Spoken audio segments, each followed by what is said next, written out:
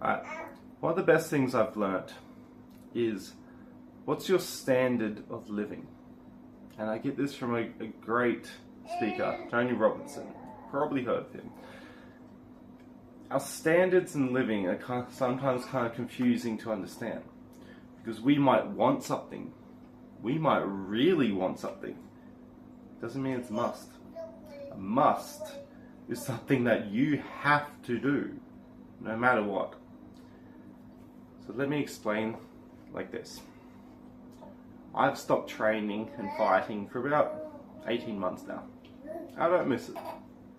The fitness, great, but I haven't stopped moving and maintaining my flexibility, my mobility, everything like that. I am still I have great balance, I have great flexibility.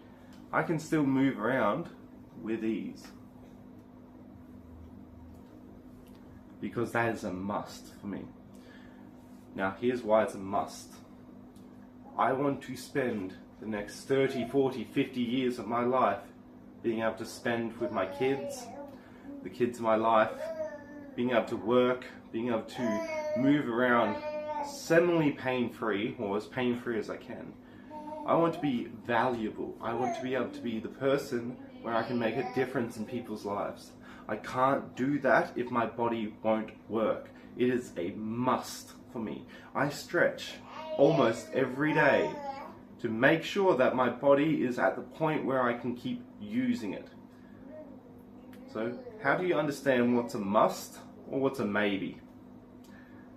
When you're tired, when you're absolutely exhausted, when you don't feel like doing it, if you still get up and do it, it's probably a must.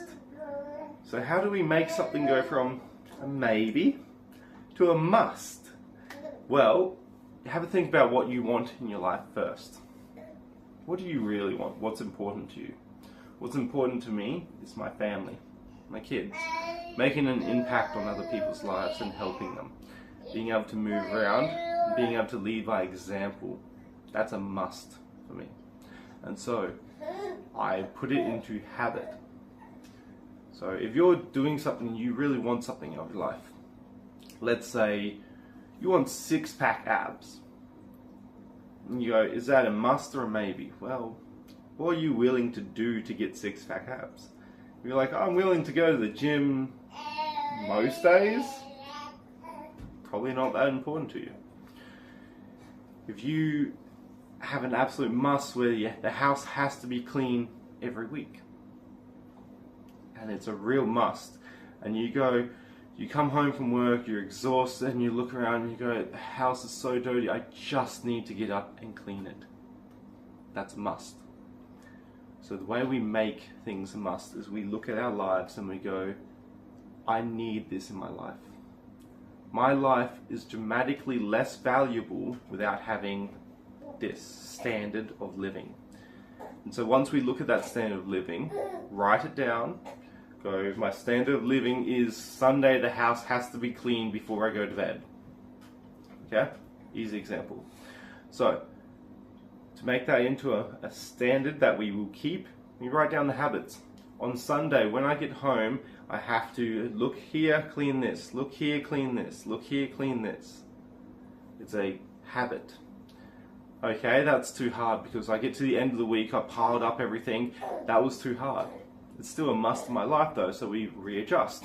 We look back at our habits and go, okay, maybe Monday, Wednesday, Friday, I spend 30 minutes at this time cleaning up. Then by the end of the week, it's not so bad. That works and we can maintain that. Now it becomes a standard of living. So if we do this with things in our life, we can dramatically change things. So have a think today.